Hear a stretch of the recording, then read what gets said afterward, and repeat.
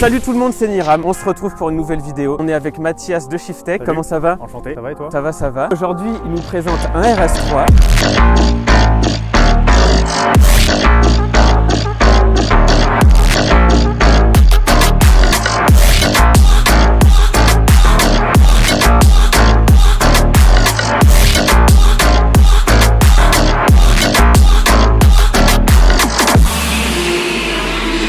RS3, 8V1, 367 chevaux d'origine de 2016. Là actuellement avec la prépa, on est sur un stage de full éthanol et on a à peu près 505-510 chevaux pour 720-730 Newton. On va présenter l'extérieur. En soi, esthétiquement parlant, j'ai acheté la voiture vraiment full origine chez Audi. Okay. Tous les éléments noirs qu'on peut voir, donc au niveau des rétros, de la calandre, le contour de calandre, le contour en bas du pare-choc, les logos, le contour de fenêtre et ainsi de suite. Normalement c'est couleur argent. J'ai tout passé en noir chez un carrossier. On a le logo Audi, le logo Audi de base est comme ça. Qui est normalement couleur argent. C'est ça, le contour de la calandre. Pareil, le contour de la calandre couleur argentée, un peu alu brossé, ouais, c'est ça. En bas, la lame qui est noire, de base, elle est couleur pare-choc, en rouge. Sur les côtés, on a les coques de rétro, tout l'entourage des fenêtres, les lécheurs en bas et les lécheurs en haut. Toute la grande ligne en haut. Haut. Et après, derrière, les logos, pareil, Audi et RS3 en noir. De base, pareil, celui-ci doit être chromé. On est sur le diffuseur d'origine classique. Vraiment partie esthétique, mis à part voilà, les 2-3 éléments peints et les jantes qui font partie un peu de la partie esthétique aussi. Elle est toute d'origine, les vitres teintées éventuellement. C'est un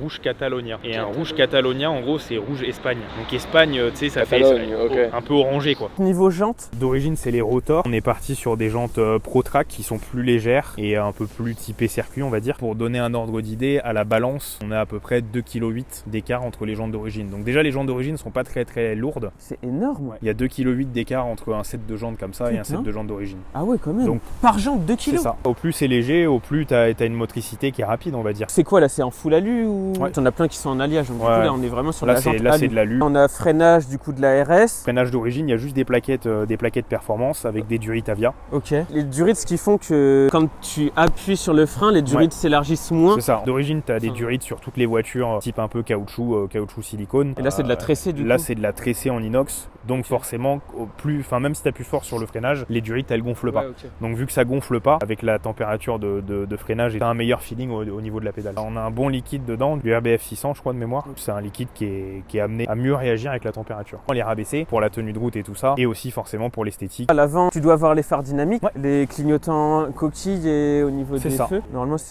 ah ouais, non. Déjà, on voit un peu les veilleuses là au niveau des feux diurnes qui sont. C'est vraiment, il y a une espèce d'estompage qui rend super bien. On va lever le capot pour voir. Oh, il fait meilleur ici. Ah, ça se réchauffe un peu. Ouais, ça fait plaisir. Donc 5 cylindres turbo, d'origine 367 chevaux. Là, on est quasiment à 510 chevaux, 720, 730 Newton et point de vue moteur. Donc en gros, il y a une admission. Donc là, le tube que tu peux voir ici, donc c'est un tube en 89 mm avec un filtre à air dans la boîte à air d'origine. Donc là, on n'est pas sur un cornet à l'intérieur. Non, là, il n'y a pas de cornet. À l'intérieur, il y a juste un filtre à air en mousse avec une modification de la boîte à air qui aspire mieux. AG Motorsport, c'est la marque du tube. Ok. Et dedans, c'est un Piper Cross en filtre. Donc après, là, c'est une tubuleur d'admission qui est à moindre coût. Après, on a donc pompe HP Loba pour justement passer en full éthanol. On a l'échangeur gros volume que tu peux apercevoir ici. Donc tu vois, là, t'as le. Ah ouais, on la voit. Hein. L'échangeur, il est énorme. Et du coup, qui est mis devant. Qui est mis devant en façade. Ah, vu que t'en as des fois qui sont mis entre. Là, on est vraiment sur l'échangeur le plus gros de chez AirTech. Ok. Donc échangeur prévu pour. Donc ça, c'est pas d'origine, ça. Ça, c'est pas d'origine. Okay. Ouais. Sur ces moteurs-là, les échangeurs d'origine, ils font vraiment mal leur travail. Ils sont tout petits. Et du coup, tu fais 3-4 tirs d'affilée sur un banc et tu perds 20, 30, 40 chevaux. Plus tu fais de tirs, plus tu perds des chevaux. Ah ouais. Parce que ça refroidit pas. Donc l'échangeur, du coup, là, il est vraiment balèze et ça permet vraiment de bien refroidir. Donc ça, c'est la partie vraiment moteur que tu vois visuellement. Bah et après, là, ça, c'est d'origine, ça, là. Alors ça, c'est la pompe. Alors d'origine, elle est là. Ok. C'est juste que là, du coup, c'est une pompe Loba. Donc tu as la petite étiquette ici si tu veux voir. Pompe HP Loba qui permet de pouvoir injecter un peu plus fort sur la partie haute pression et du coup de rouler en full éthanol. Et après, en termes de pièces, il me reste juste la partie ligne d'échappement, donc ligne quasiment complète, je dirais. On est sur un Decata Miltech, le reste en sur-mesure, et on a gardé le silencieux RS de chez Audi. Et après, forcément, les cartos. Là, t'es en quoi? En stage 2 sur le moteur? Ouais, stage 2 full éthanol. Il n'y a pas de carto sans plomb. Alors, il n'y a pas vraiment de stage sur la carto de boîte. Il y en a beaucoup qui appellent stage 1, stage 2, stage 3. Moi, je pars du principe qu'une carto de boîte, c'est une carto de boîte. Après, tu optionnes et tu travailles ta carto de boîte différemment. Là, on a fait la carto de boîte qui est en rapport avec le moteur, quoi, tout simplement. On augmente en gros la pression qu'il y a souvent dans les disques d'embrayage. On supprime le kickdown, donc quand tu écrases à fond, la voiture ne rétrograde pas. Sauf si c'est à toi de demander qu'elle rétrograde. D'origine, elle rétrograde. Avec le kickdown au fond. Le kickdown au fond, donc là il est supprimé. Ok. Donc là il n'y a pas de kickdown et du coup forcément tu décales les limites de couple, donc tu vas chercher un peu plus dans la réactivité de la boîte. Génial, ça. Niveau châssis, en gros j'ai juste les combinés filetés. Donc les combinés filetés, c'est les amortisseurs. Amortisseurs pas classiques, donc on a un amortisseur classique, c'est un amortisseur à un ressort. Tu peux pas vraiment monter ou régler des amortisseurs comme ça. Là sur un combiné fileté, donc c'est le corps de l'amortisseur, il est fileté avec une bague de réglage que tu peux monter ou descendre. Ça te permet de régler ta hauteur de caisse. Et tu les as pas en piloté dessus? Non. Okay. Moi sur celle-là je les avais pas en piloté. J'ai pris un modèle de chez ST Suspension, c'est les XTA qui sont réglables en hauteur, en dureté et avec les coupelles de carrossage réglables pour pouvoir justement régler le carrossage et faire un bon réglage châssis quoi. Les têtes d'amortisseur que tu vois qui sont réglables en carrossage. Le carrossage c'est au niveau des roues. Ouais, c'est ça. En gros les roues quand tu les regardes un peu de profil, les roues à l'avant tu vois elles sont un peu, il y a un peu d'angle en fait. Donc du coup le bas ressort un petit peu plus que le haut de la roue. C'est ça. On va regarder l'intérieur. L'intérieur du coup tout est d'origine sauf les sièges. Les sièges qui sont magnifiques. Là déjà dans un premier temps on a les seuils de porte, donc ça RS3. Là du coup on a le pack black au niveau de l'intérieur. Sur la RS3, ouais j'ai le pack black au niveau des petits inserts. J'avais les sièges d'origine RS3 qui sont je dirais classiques. C'est pour ça que j'ai investi dans des Recaro CS. Sont magnifiques. Qui permettent d'avoir un look un peu plus sympa et sportif à la voiture et surtout d'avoir un bon maintien quand tu roules un peu plus fort on va dire. On a le petit écran, le petit MMI qui sort.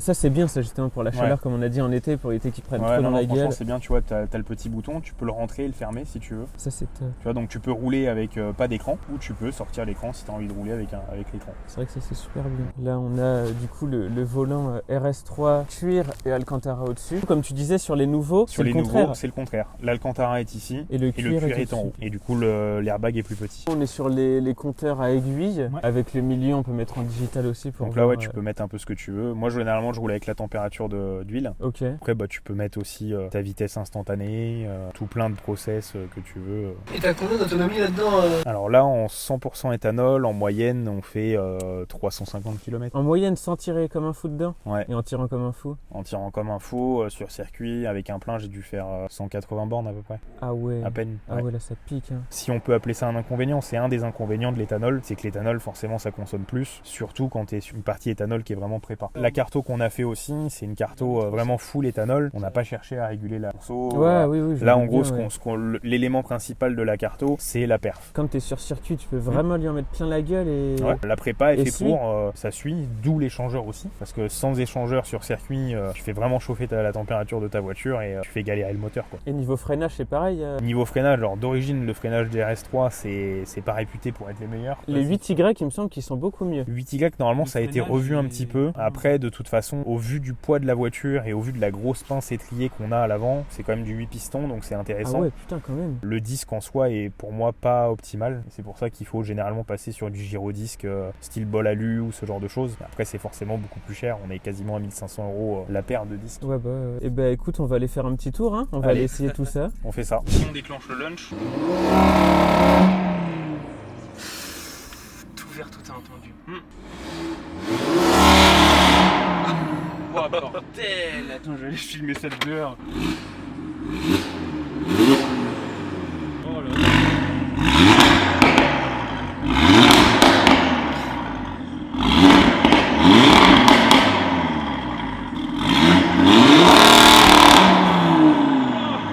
C'est monstrueux là-dedans, comment ça pète.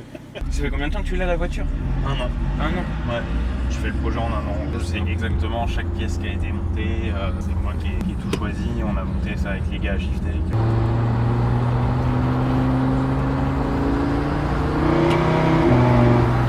Ah ouais, on sent que tu l'échappes déjà. Ça... Ah ouais, ça, c'est assez réactif quand même. On a fait un de... Ah ouais, ça prend le bouton directement. C'est mieux de tirer...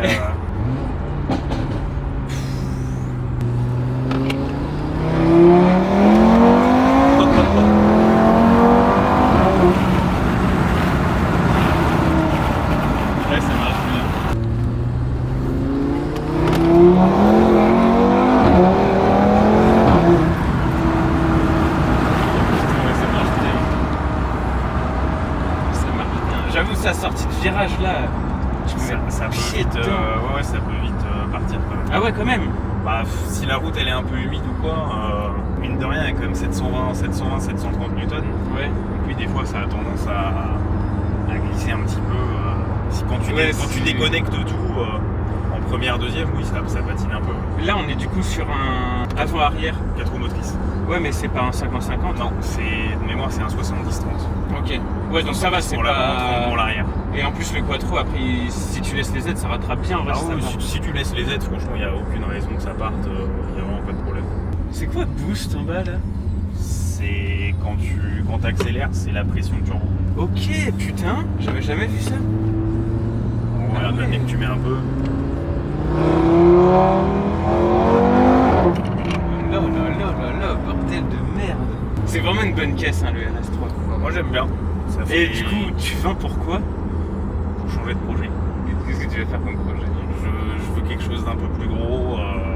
Plus gros niveau moteur? Plus gros niveau caisse. Surtout niveau caisse. Et en fait, je sais pas si je vends pour. Américaine? Alors non, pas américaine. Je resterai de toute façon soit chez Audi, soit chez BM. Ok. Mais en gros, soit je vends pour avoir un truc un peu plus cruising et un truc qui marche pas trop, style un RS5, juste pour faire joli. Ok. Soit je rachète un truc style un TTRS, moteur turbo.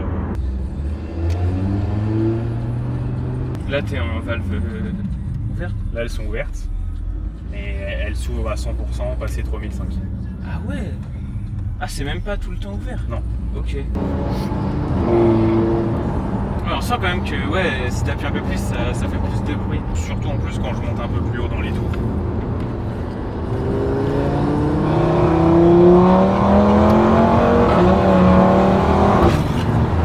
Ça monte vite, hein, putain. C'est une putain de fusée. Oh, le retour, c'est un peu.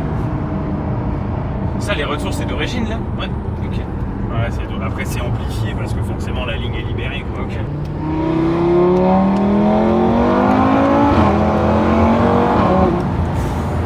Ah ouais, putain, ça pousse, quand ça continue, ça pousse au cul, bordel. Ils sont derrière, je les avais pas vus. Ouais, on les attend un peu quand même.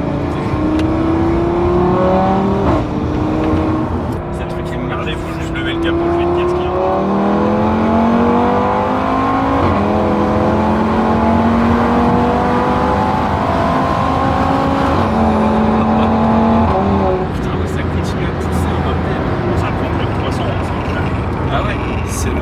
Cette pièce, putain.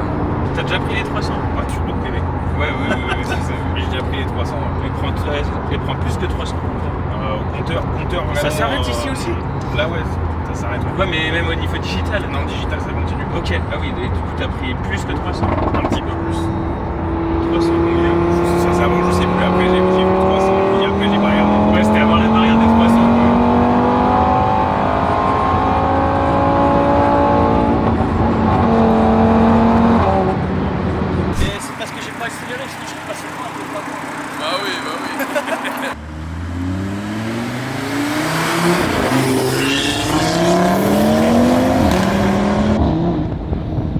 Ah, ça pousse mieux à deux, hein. Putain.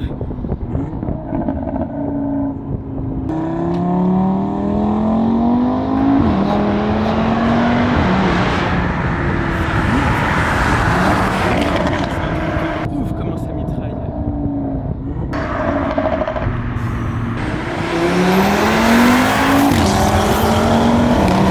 Oh ouais, bordel. Putain, quand ça pète au rapport, c'est trop bon.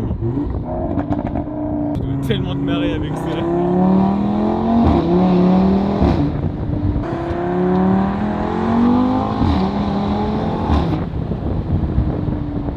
Comment ça pousse.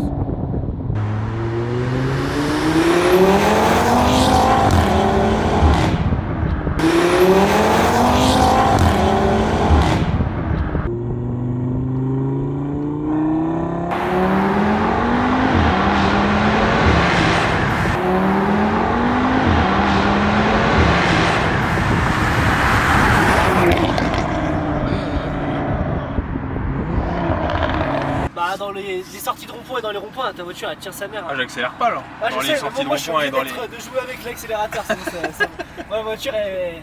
Toi t'es obligé de laisser le turbo charger tout le temps. Ouais. Après il y a des bons combinés dessus, il y a un réglage châssis pour la piste et tout, c'est fait pour tenir la route quoi. Ça tient la route, je te confirme. Ah ouais, je te confirme aussi. Je le confirme aussi. Quand on tourne dans le rond-point, on tourne juste comme ça quoi. C'est une horreur, Yannick, je suis pas assez prêt pour filmer. Là je vois il est tranquille et moi je suis là. Toi t'es obligé d'envoyer tout ce que t'as pour suivre un peu. Salut les losers.